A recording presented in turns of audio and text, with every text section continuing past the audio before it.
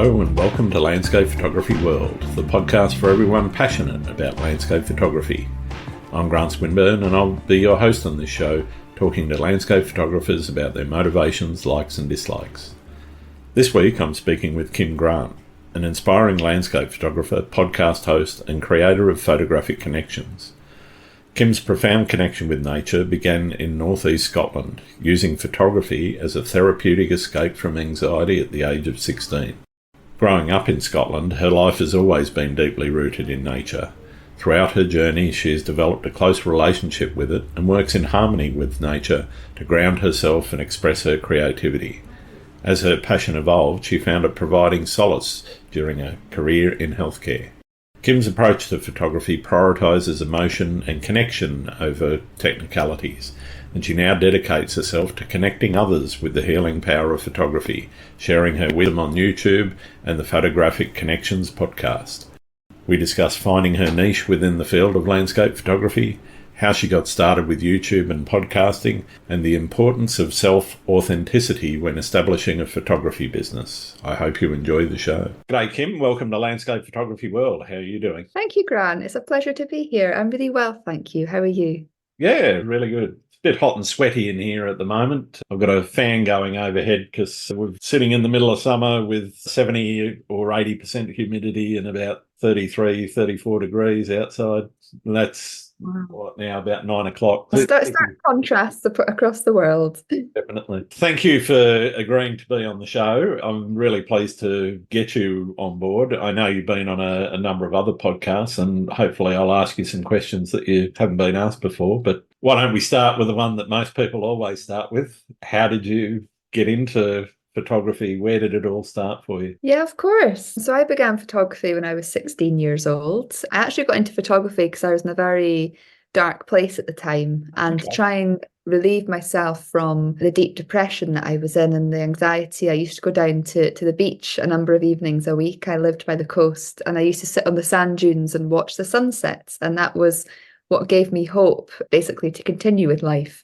And one day I thought I'd love to connect with the sunset in a much more deeper level, and I decided photography was the way. So when I was 16, I got my first camera, and it allowed me to start photographing the sunsets and connecting with nature on a much deeper level and being creative in the process. So yeah, I loved it because although I was photographing the same location week in, week out, being by the coast, every sunset was different. The tide was always bringing in and out different things. And I just loved how just observing the lights and just being out there, it was like my solace amongst the turbulence.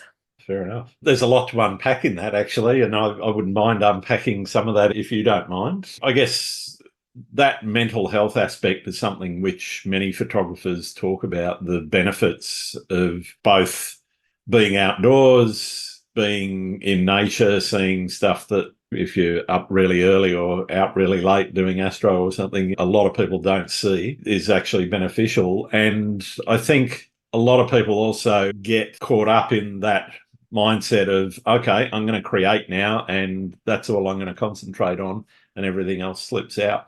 Is that kind of where it's for you in terms of your mental health? I guess so. I find when I'm out with a camera that I completely forget about everything else. I fully embody the experience. And for me, photography has always been a very emotional thing. Like, it's never been very technical. I've never really been that into gear or settings. And of course, I use these things as part of my work. But I've always been very much about feeling into the scene, and I just find so much beauty and awe and wonder in nature. So when I am going through a difficult time in whatever way that may be, I just find such a release in going out with a camera because it gives me a different perspective. I begin to see all the beautiful things that are surrounding us and deepen that connection to nature. Yeah, I think it gets me out of my head and into my heart, as I quite often say. I find it a very therapeutic experience.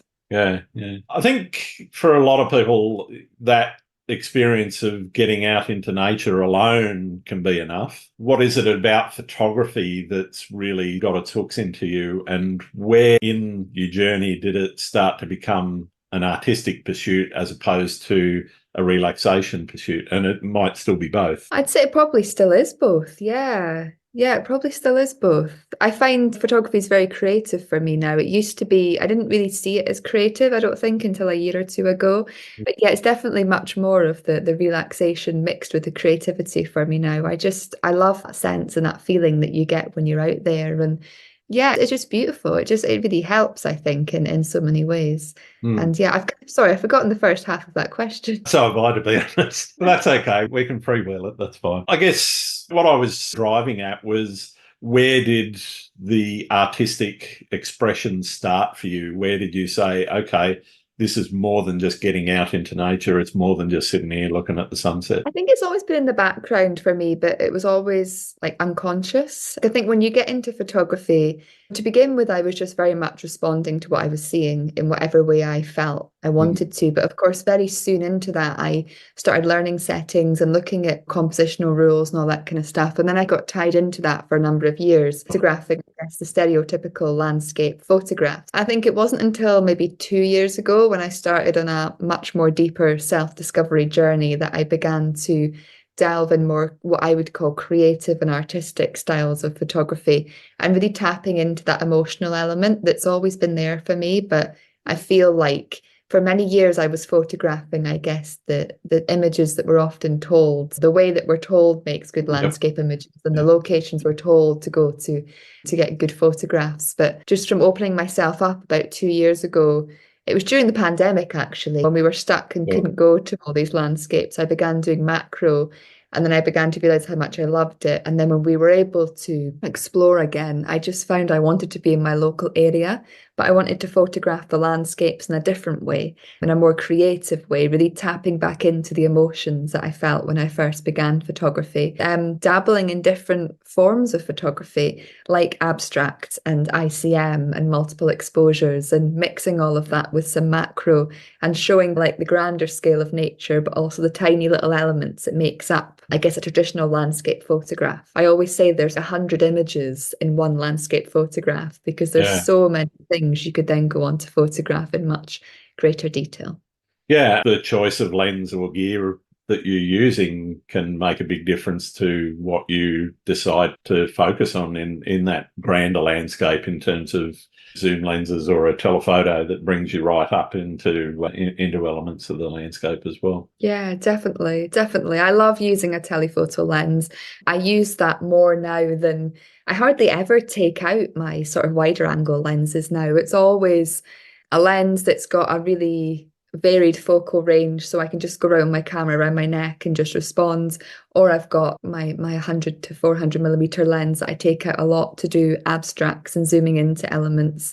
And of Sure. course, my macro, I'll use that as a prime lens as well as a macro. So that gives me Okay. a lot of opportunities. So yeah. Nice. In terms of when you're thinking about a shoot, are you on the planning end of the spectrum, or the spontaneous end of the spectrum, or somewhere in the middle? Definitely spontaneous. I used to be a bit of a planner. Like I'd be like, oh, sunset, I'm going to go to this location. But now I think because I like to photograph now when I feel I want to, if that makes sense. So if I've Mhm. got a couple of hours free, it doesn't matter what time of day it is, I will just grab my camera and go out and just respond to whatever I see and decide where I feel like I want to go. There's still on occasions when I'll say, oh, I'm going to get up early tomorrow and go here.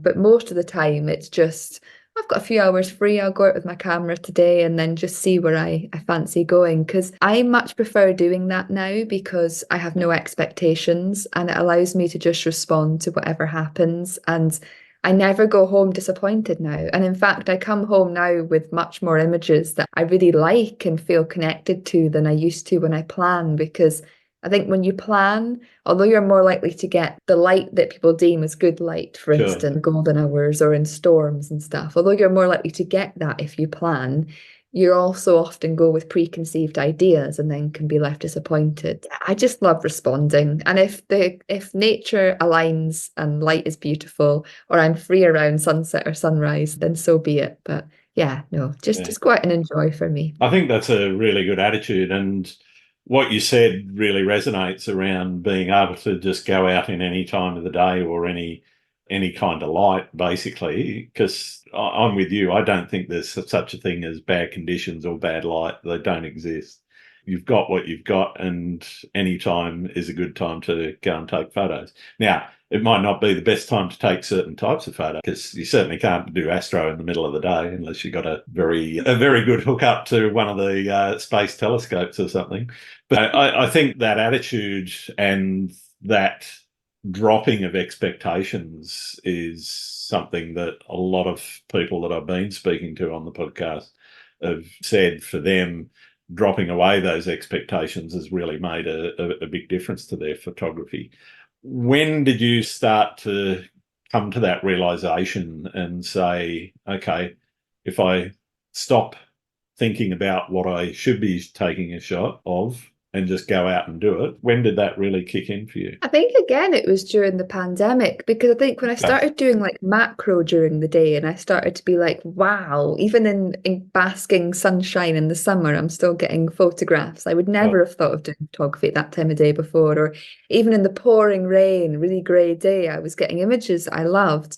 I thought, why not do this with landscapes as well and just go out in whatever the weather is and respond. And I also think I used to host landscape photography workshops in my local area, and I stopped that then last year.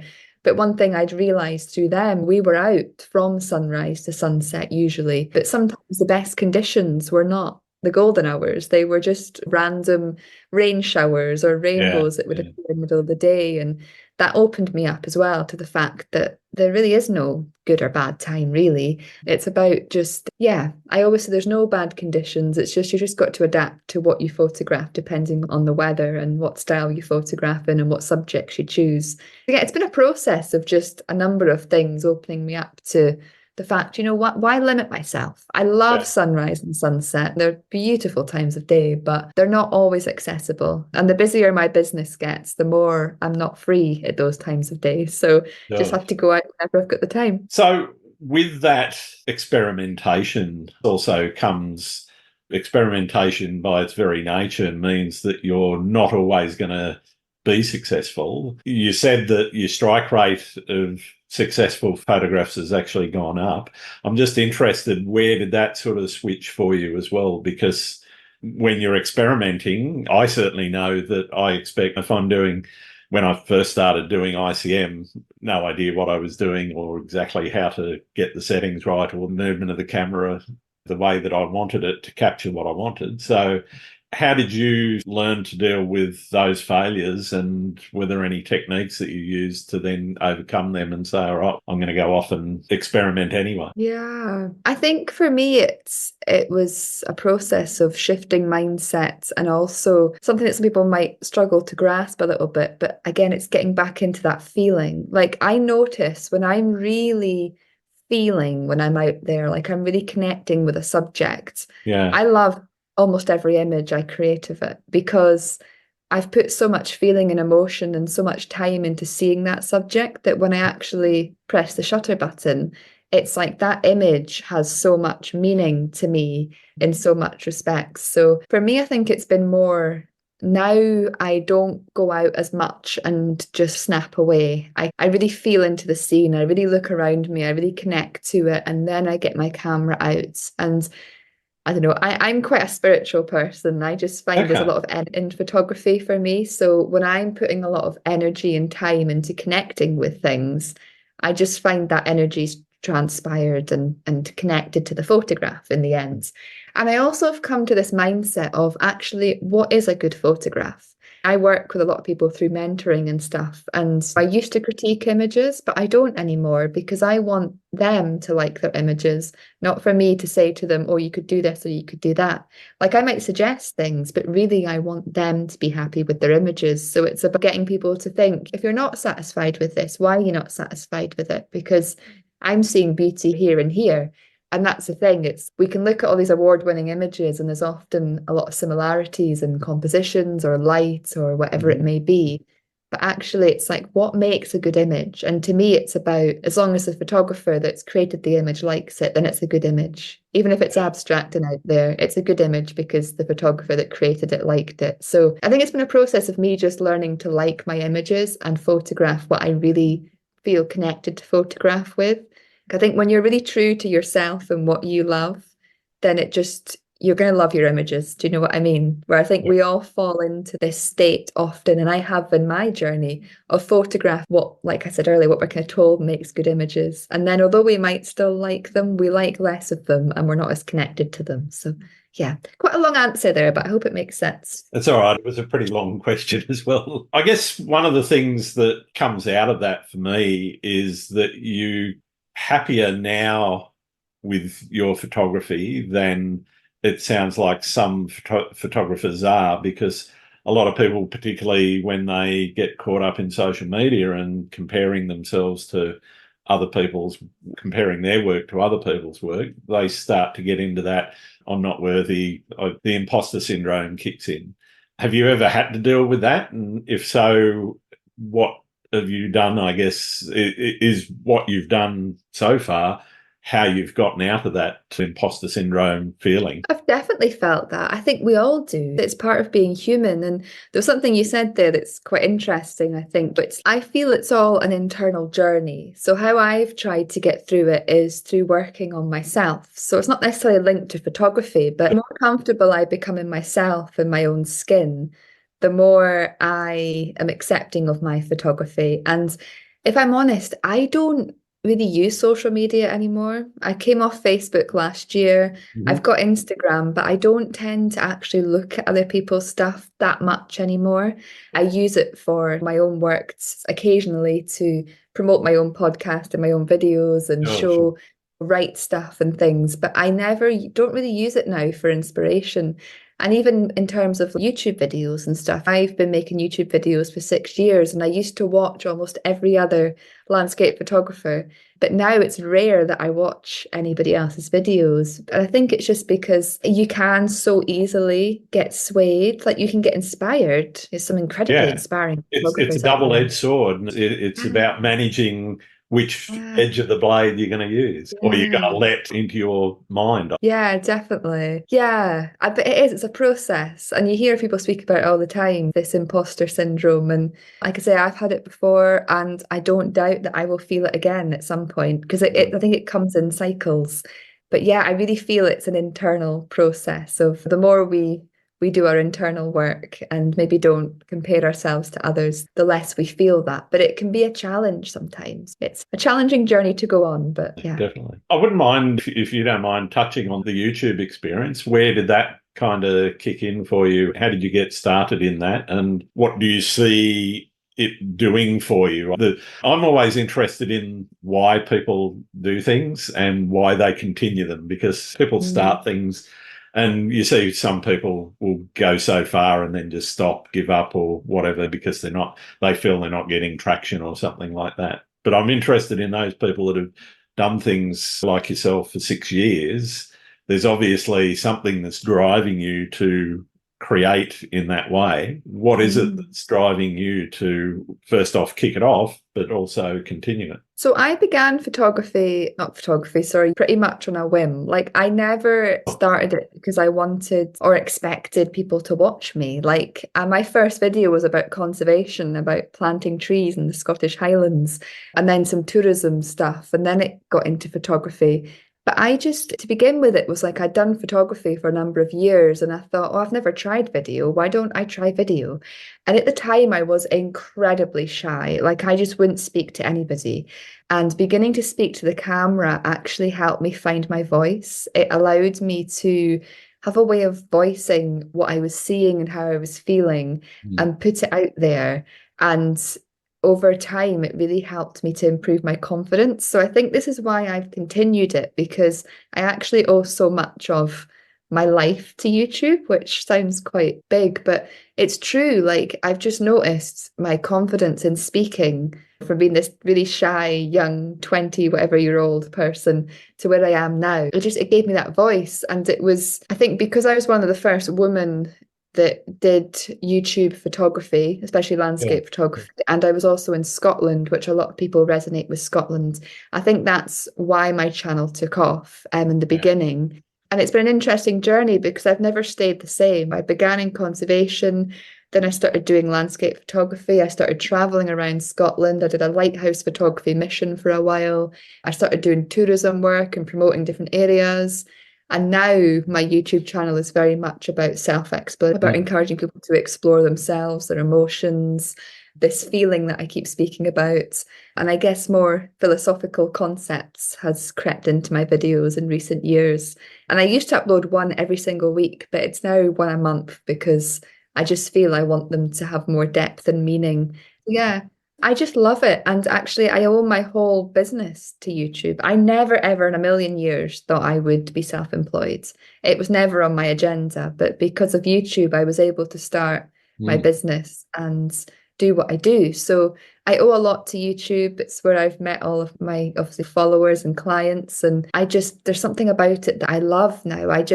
I come up with ideas and I love filming and I love the editing process and putting that thought into something and then publishing it. And I think because I don't really do anything with my images, so me putting my images into a video and telling a story around those images is how I use my photography. Yeah. Okay, cool. I think that's absolutely awesome, Kim. And your description of how it's helped you, I think, is something that's probably a little bit unique with some of the people that I've spoken to, that both YouTubers but also other photographers. People have spoken about how it's helped them recover from feelings of loss or from other mental health issues, but very few have actually spoken about how it's actually helped them build confidence. And that aspect of it was fascinating. I'm interested about how the business decision came where you said, okay, now I'm going to do this full time. I'm going to pack up work and decide to go off and join the circus, or whatever you want to call it. Oh, it was a very slow process. And it's only actually been in the last year and a half that I've actually been earning enough to live on. So for me, to begin with, I was a nurse. And although I enjoyed many aspects of nursing, I would look out the window every morning and wish that I was out in nature. And then because of health issues as well, I couldn't sustain the 12-hour shifts. So to get out of nursing, at the time I began my YouTube channel. And then I did a year's internship with a conservation charity in the UK called the RSPB. So I lived as a volunteer on a nature reserve for a year and volunteered doing practical land management and survey work with wildlife and nature reserves. And when that came to an end, I didn't know what to do with my life because my registration as a nurse had lapsed. I definitely didn't want to go back to it. There was no jobs because at the time, like 80 people were going for every single conservation job that came up. So I just slowly began to be self-employed. And it all began with a little bit of money coming in from YouTube and the occasional workshop here and there. And I was just incredibly fortunate at the time that my partner was very supportive and I didn't have too many financial outgoings. So slowly I began to do more workshops, do more offerings. YouTube slowly began to grow. And then I guess it was last year when I launched the latest project, Photographic Connections, that the business has actually taken off to the point where I can now support myself completely. So it's been an interesting process because I think going from having a salaried government job to a steady income it has that sense of security that you're not going to lose your house or lose power or food and all the rest of that sort of thing, all the necessities of life. Yeah. But I think it's just that slow process. I think inside I always knew this is what I just kept feeling called to just keep going. And one day it'll work out. And who knows, being self-employed, it could be all over tomorrow, but I would hope that isn't the case. But it's that gradual process. I don't think I could have been somebody that could just quit and go straight into it. As I've said, it took me 5 years to get to the point where I'm actually earning a full-time wage from it. Yeah. I guess a lot of people do it on the side, don't they? They go part-time and then they do their business part-time and then slowly build it up. But yeah, everybody's journey is different. Absolutely. That's why I love doing this podcast, because everybody has a different way of thinking about things and doing things. I guess looking at that business side of things, how do you do the balancing act of marketing, finance, the actual photography and video and the actual work itself? Because a lot of people going into being self-employed don't realise that they've got to be chief marketing officer, they've got to be the chief financial officer, et cetera, et cetera, et cetera. How do you wear each of the hats? What kind of time do you spend on each aspect, the admin side versus the side? I don't really think about it, to be honest. I Okay. think I know this has to be done, this has to be done, this has to be done, and I just do it in amongst everything else. And I set times for the year when I know I'm going to be less busy than other times. And yeah, I think because it's taken me so long to build it up, it's taken me, I've had a decent amount of time to work out the finances and the taxes and the marketing. And So, so, yeah, it's been a process, but yeah, it's definitely a balancing act. But I think it's like with marketing now, I don't really think about it as much as I used to. It's just more, yeah, I struggle to answer questions like that because strangely, I'm not very business minded. I know what needs to be done and I get it done, but I don't really think about it, I just do it. there's a lot of people that do things intuitively, and as you say, it needs to be done. So you just roll your sleeves up and get in and do it. So that makes sense in some ways. I know other people that are very much about this is the business plan and these are the steps that I need to take, etc., and they work through it that way. But I think yours is a really interesting way of doing it. I've tried a bit. I did work with a company, an organization here in the UK called Business Gateway a Oh few yeah, years ago, to try and do business planning and this, that, and the next thing. But it just never worked for me. Like it just never worked.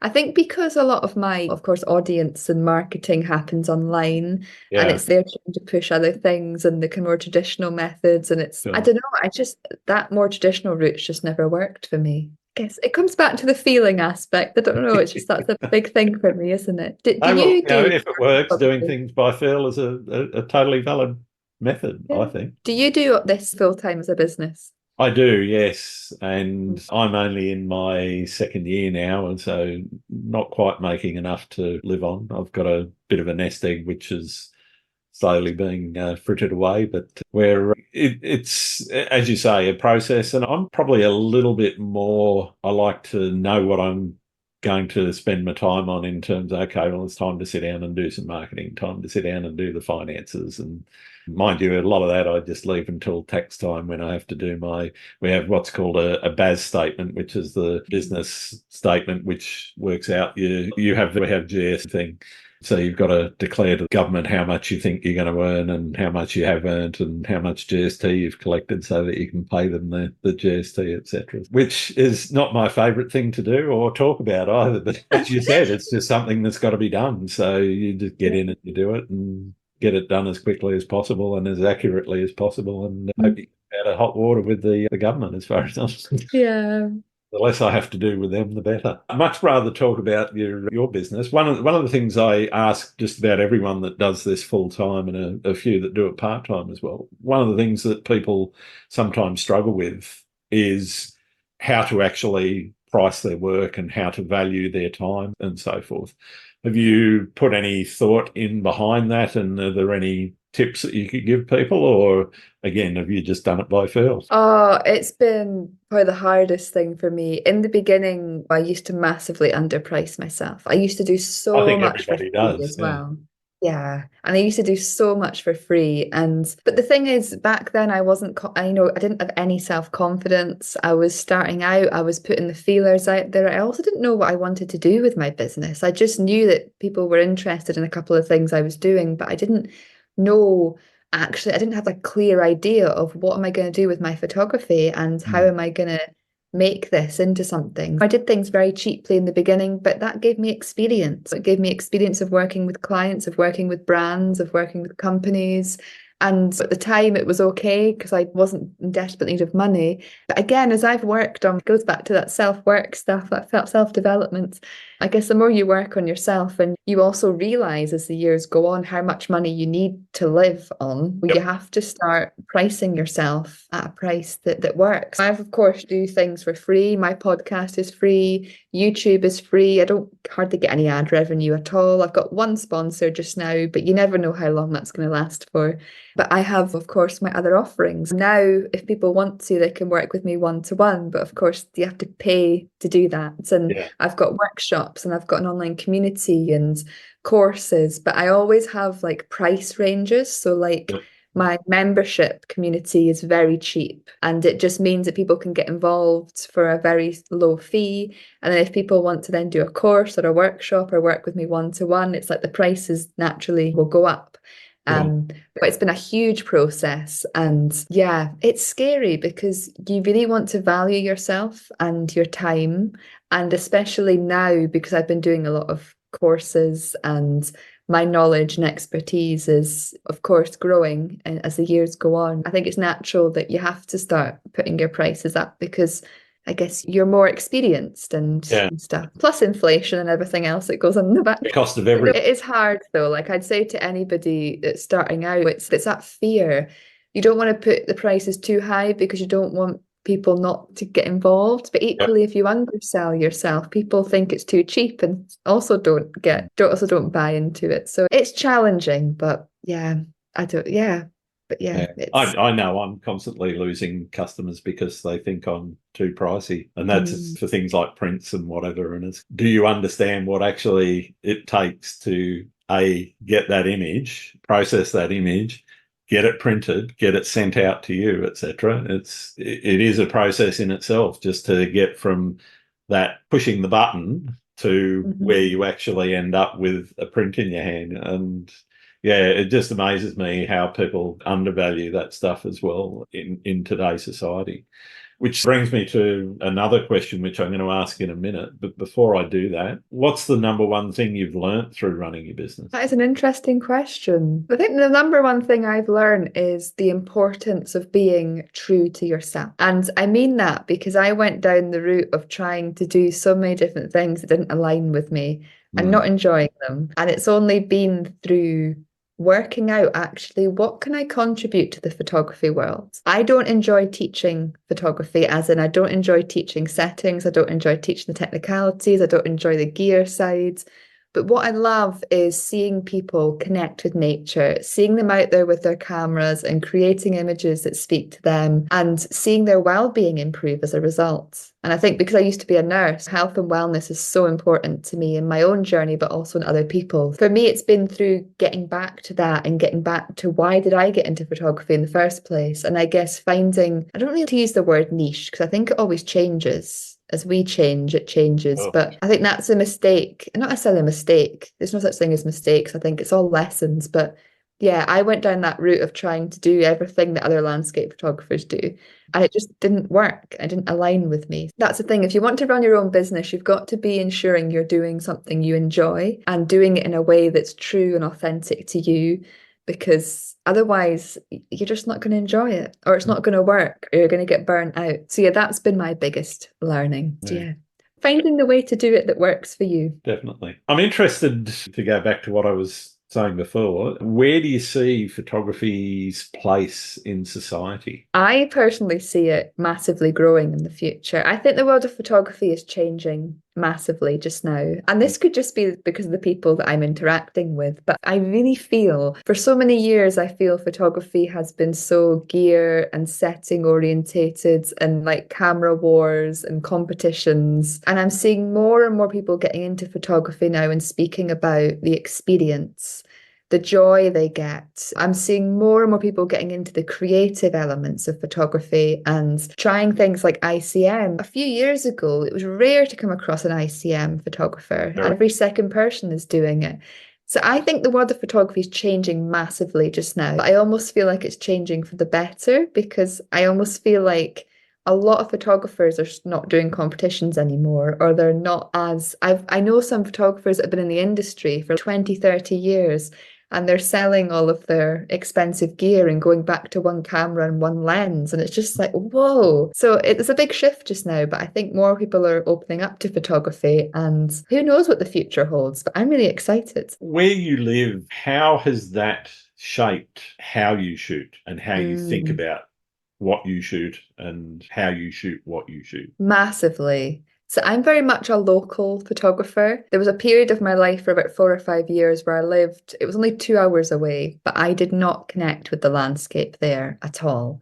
I would go out and still do photography, but I just didn't feel it. And since moving back to the area that I was brought up in last year, my love for photography just exploded again. Of course, I'm based in Scotland, which is renowned for being one of the most beautiful countries in the world for landscape photography, but it's not the famous locations like the Isle of Skye and Glencoe that interest me. I used to holiday in Skye a lot when I was a child, and I think it's a beautiful part of the world, but I've never connected to it as a photographer. I've tried, but it's just Right. not worked. But I love my local area because I just feel such a connection here, and I can just walk to my local woodlands and find photographs that I love. And I'm 10 minutes from the beach and 10 minutes from the river. And I've got everything here apart from mountains. And I just love it. I think being here was what inspired me to get into photography in the first place, with the sunsets at the beach. And now being back here, but connecting more with lakes and rivers and ponds and woodlands. Yeah, it massively affects the work I do and my inspiration, definitely. Wonderful. Do you have a memorable experience that you've had out taking photos that you'd like to tell us? I've had so many. Like when I used to travel quite a bit around Scotland to do photography, although I wasn't always happy with the images I'd come home with, I witnessed some incredible places. I think one of the most beautiful and unforgettable moments I had was when I went down to a part of Scotland in East Lothian called St Abbs. Mm-hmm. That could be in the Borders, actually. That's in the Borders. And went to a lighthouse. At the time, I was trying to photograph every lighthouse in Scotland, and just the sunset was to this world. When we got there, it was really grey and overcast and just didn't look like anything was going to happen. And then it was that one of those sunsets that just pops out at the bottom of the clouds last minute. The whole landscape was filled like orange and red, and it lasted 5 minutes. It was just insane. And then as we walked back to the car, this mist descended, and we were walking through this mist at the coast with, yeah, just this blue twilight light. It was just Fantastic. unbelievable. It was so beautiful. And I'm sure there's so many more, like watching the Northern Lights dance. Used to photograph the Northern Lights a lot. And yeah, there's so many. But yeah, I think when you've been doing photography for 14 years, it's hard to pick one. I know it's probably an unfair question, but I like to see what it's more about how people answer it than necessarily. It's great hearing some of the stories, and believe me, I've heard some doozies, but it's also about how you answer it. For me, it brings out what's important to you. That's really what I'm trying to drive at. That said, people also, as well as having the wonderful experiences, also have the not so wonderful experiences. Have you got any horror stories or a particular session that kind of went? I don't have any horror stories, but I do remember 2 years ago that I went to the Isle of Skye. And that's the last time I went to an iconic location in Scotland for photography. And I was meant to be going there with a friend for a weekend trip, but I was, of course, going to do photography and film some YouTube videos. And she couldn't make it in the end because her dog was ill. And I was in this chalet by myself. And I went down to a famous location called Elgol one afternoon. And I just felt so down and low. And I was looking at this scene that so many photographers have travelled the world to come to Elgol. It's a phenomenal scene, but I just didn't feel it. I was like, I've just travelled 4.5 hours to come here and I'm just not feeling it. And I just felt so down, and I took some images and I just wasn't feeling it. And that's when I started doing a bit of ICM, and I thought, this is a bit better. But I just still wasn't feeling it. And then I went back to my chalet, and that night we had a storm. I just remember being on my own in this chalet on the island by myself, absolutely terrified. And I just thought, why am I doing this? Like, why am I making myself go to these places that don't even speak to me for photography and just not enjoying it? And I think that was a big turning point for me of I need to stop chasing the iconic places and actually start doing what's true to me. But I just remember feeling so low that weekend and so annoyed with myself for spending all this money coming somewhere and then just not making the most of it. But I just was like, I'm just not inspired. And I just remember feeling, what's wrong with me? Why am I at this gorgeous location that people pay thousands of pounds to come to Scotland just to photograph this place? And I'm not connecting with it. But I just remember feeling at the time like there's something wrong with me. Why, as a photographer, am I not connecting with this? But I've just come to realize that we're all different. And back then, I had this uncomfortable feeling inside, but I couldn't work out where it was coming from. And I was blaming myself. But really, it was like, we're all different. We're all different. Where did you learn your photography and processing techniques? Are you self-taught? Are you gone through an education process of more formally? Yeah, I'm all self-taught. So when I first began photography, like composition just intuitively came to me. I think Sure. because I watched so much light and the weather before I did photography.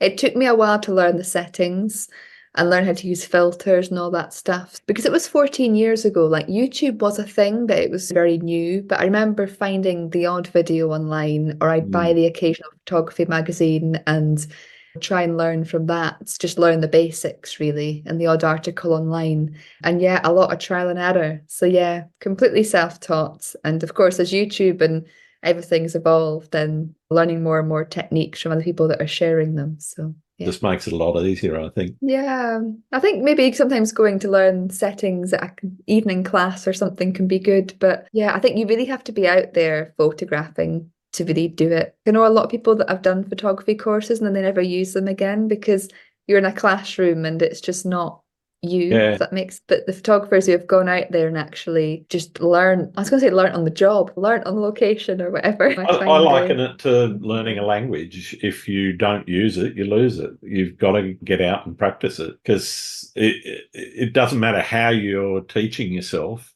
That experience, that experimentation, the failures, which turn into lessons, hopefully, for those that are learning from failure, they're the things that actually make you a better photographer. The ability to go out there and practice it, and the more you practice anything, the better you become at it. That's the thing, isn't it? When you're learning a language, they say go to the country that speaks the Exactly. language. You've got to immerse yourself in it. If you just go to a classroom, they teach you some settings, they show you a few things, and then you just leave the camera on the couch, on the shelf, then, I forget who it was, but somebody said to me once, I've never taken a good photo from the couch. I like that one. Yeah. That said, what have you learned about the world through photography?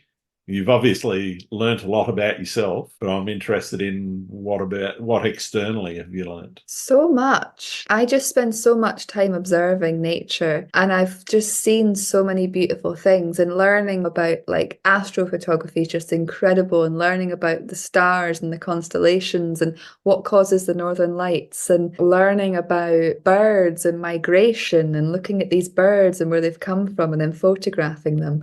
Yeah, I'm very curious. So like when I'm out, I'm very observant, and then just being able to learn about actually what's happening in nature. How do trees grow and all this kind of stuff? I'm very curious and interested in it all. So photography's given me the means of and the way of getting out there and seeing nature, and has led me to want to learn more about it as a result. So yeah, I've learned so much being out with my camera. Yeah. Everybody that I've spoken to, there's been a few exceptions which prove the rule, but most people I've spoken to get either into a creative rut or come up against times when they're just not feeling it. Your example in Elgar is a classic example, I think, of where you get to that point where you go, okay, I'm not feeling it. How do you get out of that feeling? How do you change your mindset and shift gears to get around those creative blocks that everyone has? I have two answers to this, I would say. Cool. The first one is if it happens and it's like a short-term thing, so like it's a couple of days, for instance,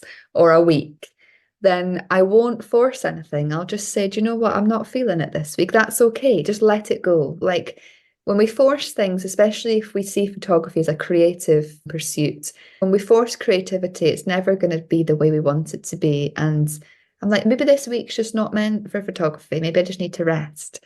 But if it can take for a number of days or a number of weeks, it'll be, for me, it's about switching it up. It's about trying a different subject, trying a different lens. If I've been doing macro for weeks, it's about going back to ICM. Or if I've been in the forests for a few months, it's about let's go to the coast. Or do you know what? Maybe try and get up for sunrise tomorrow and see if that sparks something. Or yeah, and also I listen to a lot. I don't listen to a lot of photography podcasts, but I listen to a lot of other podcasts that spark my imagination. And I know that's something that a lot of people say about the podcast I have, Photographic Connections, is they say like it inspires them to get out. So I find listening to other people, and I guess me being a podcast host myself, I get so much inspiration from my guests. I try different techniques, different subjects because of what they've shared with me. So now we've got all of this wealth of inspiration out there. But the trick is to listen to the inspiration, then actually go out and act on it, because we can otherwise spend hours and hours watching video after video or podcast after podcast. Yeah, and you never leave your couch. And as I said before, you don't take good photos from your couch. So as soon as you see something of inspiration or hear something of inspiration, write it down. And the next time you've got an hour free, go out and give it a go. Fantastic. That's really good advice. What's your favourite thing about being a photographer? The ability to see the world from a different angle, I think. We all walk around life looking at the world from eye level, like one focal range. The beauty of being a photographer is that we can zoom into things and get a different perspective. We can photograph the night sky and see thousands of stars when our eye can only see hundreds. We can use a macro lens to see the tiny hairs on the back of a fly or the pollen on the bee. You can't see that with the eye. So for me, that's the most incredible thing, is being able to see things that are out there that we can't visually perceive without a camera. That's it. What's your least favourite thing? For me, it's about being in a world, going back to the whole gear situation. I think for me, it's about being part of a world that's very competition and gear orientated. I've always struggled with that. So yeah, I think because I'm not that way minded, I've always found that quite difficult for some reason. But I guess the more I shift into my own mindset and my own niche, it's not becoming such a thing anymore. But it's something that I've always really struggled with, is that gear war side of photography. Yeah, I've personally never really understood it, because Sony makes all the sensors now anyways. Just about every camera's the same. Yeah, exactly. And some of my favourite images I've ever made were taken at the beginning of my journey on a beginner's DSLR. It just doesn't make... I always think there's a camera for everybody, and it's not always about price or megapixels. It's about what works for you. Yeah. When for some people it's going to be a small, compact point and shoot. For other people it's going to be thousands of pounds worth of gear. But each photographer's individuals. Yeah, one of my favourite images that I've ever taken, and it's one of the nicest, I won't say the nicest, just one of the most dramatic sunrises I've ever seen, was shot on a point and shoot, because that's what I had with me. So it was, I don't know, back in 2006 or 7 or something like that. And yeah, it's still one of my favourite images, because it just looks so dramatic, but it'll probably never win any prizes. Not that I'm trying. But I'm interested a little bit. We talked about not wanting to talk about gear, and I don't want to talk about the gear so much, but the process from when you get home from a shoot. Are you straight into editing, or are you someone that wants to leave it for a while and let it marinate and come back to it later after you've forgotten and gotten over the initial excitement that a shoot usually gives you? It changes. I think when I used to do YouTube every week, it was a case of go out, film the video, come back, look at you kind of that drive, you had to do it. Yeah. Whereas since I've stepped back a little bit from that, sometimes I can be editing images from weeks ago. Sometimes I will still come back on the same day and look at them that evening, but sometimes it can be a few days later, even a few weeks later. I've let go of that need to process them straight away. I think there's something quite nice I've come to realise of looking back at images from weeks ago and reliving that moment. I think sometimes, I always used to come back and do it straight away. And at the time that worked for me, because I was still in the moment and still excited and looking forward to seeing them.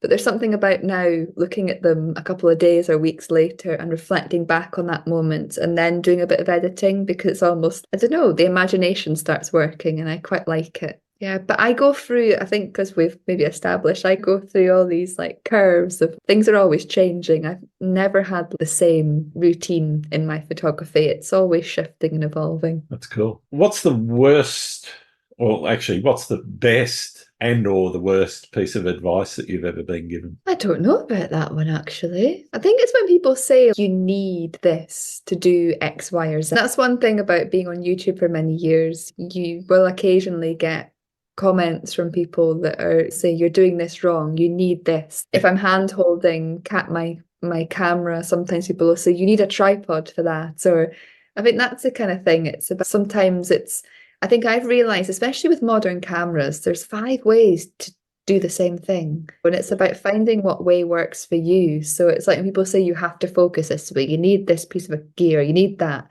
And it's okay, that might make things a bit easier. It might work for you, but it doesn't work for everybody. Or I think that's the thing. It's maybe a preconceived ideas some people maybe have about things that they feel you need, but that you don't always need. What about good advice? Have you had anybody come up with something that you've said, "Oh, I'm pleased you told me about that"? Loads of times, but I can't, yeah. There's always incredible advice out there and people willing to offer suggestions and stuff. I can't think of anything specific off the top of my head. Yeah. I just love it when you come across somebody that's doing something that's really inspiring. Like you see an image or a technique and you're like, wow. And then they are open enough to share with you how they've created it. I think that's beautiful. I love it when that happens.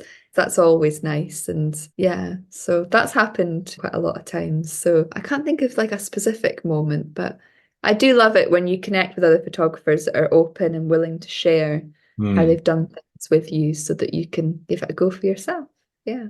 Yeah, I think that's fantastic. What advice would you give somebody that's just starting out? Experiment, practice, get out as much as you can, and try not to get hung up on too much on what you feel you're doing right or wrong. Just go out with a camera and point it at what interests you and experiment, because that's the best way to learn, I think. Okay, thank you. We need to wrap up soon. Who do you think I should be talking to on the podcast? Oh, there is so many people.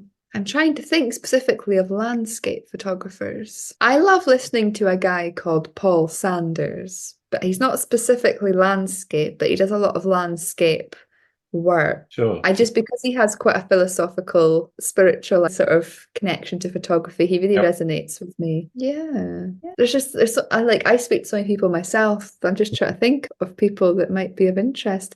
Margaret Soraya is a good one as well. I've spoken to Margaret. Yeah, she's fantastic. Yeah. I was having a chat with her. She was really good, really generous with her time as well. Yeah, she's lovely, really lovely. And there's just people like Simon Baxter and gosh, there's so many people. Rachel Talabat. There's so many. There's just so many incredible landscape photographers out there. It's really difficult to pinpoint one. Yeah, I know it's a bit of an unfair question to put on somebody because they'll have somebody that they know that might listen and go, "Oh, she didn't mention me." Exactly. Yeah. I think because I'm in the YouTube world as well, I think everyone expects me to list off all the YouTube photographers. That's just why I'm trying to think of people that aren't I can find them myself. on YouTube. They're not hard to find. Yeah, exactly. Yeah. That's fine. All right, I've got one more question for you, and for many of my listeners, it's the most important one I ask.